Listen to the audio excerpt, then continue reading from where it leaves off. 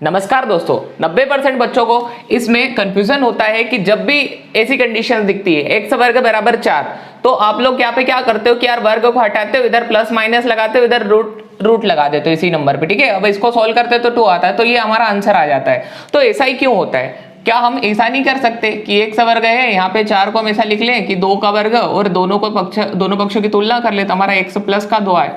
तो सर ये भी तो वही बात हुई, तो यहाँ पे तो प्लस का 2 आ रहा है और यहाँ पे माइनस का आ रहा है, तो हम लोग ये क्यों करते हैं, इसको ज्यादा सही क्यों मानते हैं? ये सही है कि ये सही है कि ये दोनों सही है?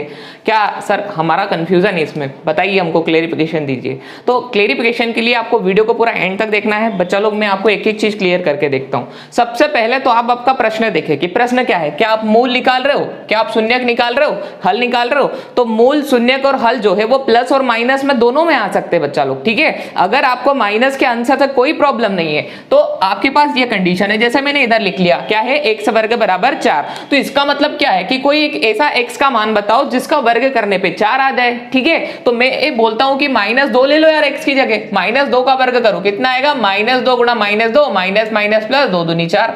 तो मेरा एक्स का मान अगर मैंने -2 रखा ना, तब भी मेरा एक्स का वर्ग जो है वो 4 आ गया। ठीक है, अब एक काम करो यार, एक्स वर्ग बराबर 4 है ना, यहाँ पे एक काम करो, एक्स की जगह 2 रखो। तो आप क्या करोगे, 2 को रखोगे प्लस के 2 को, तब भी उसका वर्ग कितना आ रहा है, 4 आ रहा है। मतलब हम इसको ऐसा लिख सकते हैं, 2 गुणा 2, तो हमारा आंसर आ जाएगा 4। तो बच्चा लोग यहाँ पे आप लोग समझ रहे हो इस बात को कि यहाँ पे एक्स का ऐसा मान बताओ जिसका वर्ग 4 है। तो एक्स के ऐसे 2 मान होते हैं, एक होता है माइनस का 2 और एक होता है प्लस का 2। क्योंकि माइनस के 2 का वर्ग करने पे भी 4 आ रहा है और प्लस का 2 का वर्ग करने पे भी कितना आ रहा है, 4 आ रहा है। बात समझ में आ गई? इसलिए जब भी हमको 2 उत्तर चाहिए होते हैं, यानी कि हम जब मूल निकाल रहे होते हैं या शून्यक निकाल रहे होते हैं जनरली किसी क्वेश्चन को सॉल्व करते समय, तो हम लोग देखते हैं यार हमारा प्लस में भी आंसर आ सकता है और माइनस में भी आ सकता है और हमको कोई प्रॉब्लम नहीं है, तो हम लोग यहाँ पे आंसर निकालते हैं। ठीक है, अब जनरली किसी बच्चे को कंफ्यूजन है कि सर मैंने आपके कई सारे लेक्चर्स देखे, उसमें आप कभी भी लंबाई चौड़ाई वगैरह निकालना रहते थे तो आप बोलते थे कि ये वाली चीज जो है इसमें माइनस को नहीं लेंगे। ठीक है, तो सर ऐसा क्यों होता है कि हम लोग जैसे कि किसी भी क्वेश्चन को सोल्व किया, प्रश्न में आया एक्स वर्ग बराबर 9, तो आप सर कभी करते हो कि एक्स बराबर, यहाँ पे वर्ग हटाते हो, लगाते हो प्लस माइनस, आपने √9 कर दिया, तो यहाँ पे आप आंसर देते हो +-3, लेकिन आप माइनस का आंसर क्यों नहीं लेते? ठीक है, तो मुझे बताओ, ये मेरा एक्स, मैं उस समय में उस क्वेश्चन में या तो मैं लंबाई निकाल रहा होता हूँ, या मैं चौड़ाई निकाल रहा होता हूँ, या मैं उस क्वेश्चन में दूरी निकाल रहा होता हूँ। ठीक है, तो ये चीजें कभी भी ऋणात्मक नहीं होती। जैसे किसी त्रिभुज की भुजा की लंबाई में नाप रहा हूं, आप स्केल लेके जाओ और किसी चीज को नापो, कभी माइनस में उत्तर आएगा क्या? नहीं आ सकता। तो यहाँ पे भले ही आपके 2 आंसर आ रहे हैं, एक प्लस का आंसर आ रहा है और एक माइनस का आंसर आ रहा है। ठीक है, आप इस आंसर को कभी नहीं लोगे। क्यों नहीं लोगे? क्योंकि आपको पता है कि अगर आप लंबाई निकाले तो लंबाई कभी भी ऋणात्मक नहीं हो सकती।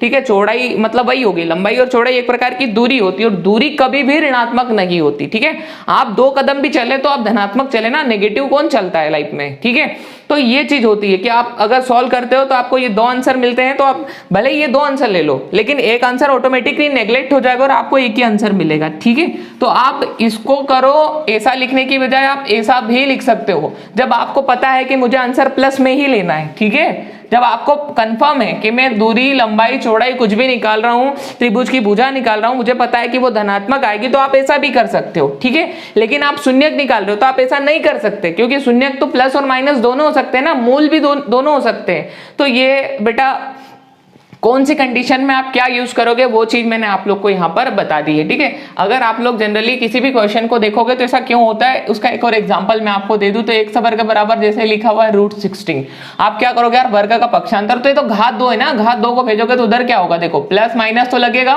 ये 16 की घात हो जाती है 1/2। ठीक है, बात समझ में आ रही है? वर्ग हटता है तो ये घात 2 उधर जाके 1/2 हो जाती है। ठीक है, घात 2 1/2 हो जाती है और किसी की भी घात 1/2 का मतलब होता है उसके पर रूट लग गई है। ठीक है, तो इसको सॉल्व करोगे आप तो कैसे लिखोगे, अंदर आपको पता है आप इसको लिख सकते हो 4 × 4, तो आप फिर यहाँ लिखोगे x बराबर +-4। ठीक है बच्चा लोग, एक और तरीका होता है कि आप इसको रूट में नहीं लाना चाहते तो क्या लिखोगे कि ये 16 को यहीं से सॉल्व करता हूँ। 16 किसका स्क्वायर है, 4 का, और इस पूरे का स्क्वायर क्या है, पूरे की घात क्या है, 1/2 है। तो घात की घात होती है तो घातों का आपस में गुणा होता है, ठीक है। तो आप लिखोगे 2 गुणा 1/2 कट जाएगा, तो आंसर 4 आया, और बाहर तो प्लस माइनस ऑलरेडी पहले से ही हमने लगा लिया, ठीक है। तो ये तरीका भी है, ये तरीका भी है, ये तरीका भी है, लेकिन मैंने आपको बता दिया कि आपको उत्तर प्लस में ही चाहिए तो आप इससे भी कर सकते हो। आप मूल्य शून्य निकाल रहे हो तो आपको प्लस माइनस दोनों में निकालना पड़ेगा। आई थिंक बच्चा लोग इससे रिलेटेड जो डाउट्स है आपके वो क्लियर हो चुके हैं, ठीक है बेटा। यदि आपको ये डाउट्स क्लियर हो गए हैं और ये वीडियो में जो भी मैंने इन्फॉर्मेशन दी वो समझ में आई तो इस वीडियो को लाइक करें, चैनल पे नए हो तो सब्सक्राइब कर लें, और यदि आपको कोई भी मैथमेटिक्स से रिलेटेड क्यूरी हो, आपको नहीं समझ में आ रहा हो तो जरूर कमेंट्स में बताएं, आपके लिए वो वीडियो बनाया जाएगा और आपको वो चीज़ भी समझाई जाएगी। तब तक के लिए पढ़ते रहिए।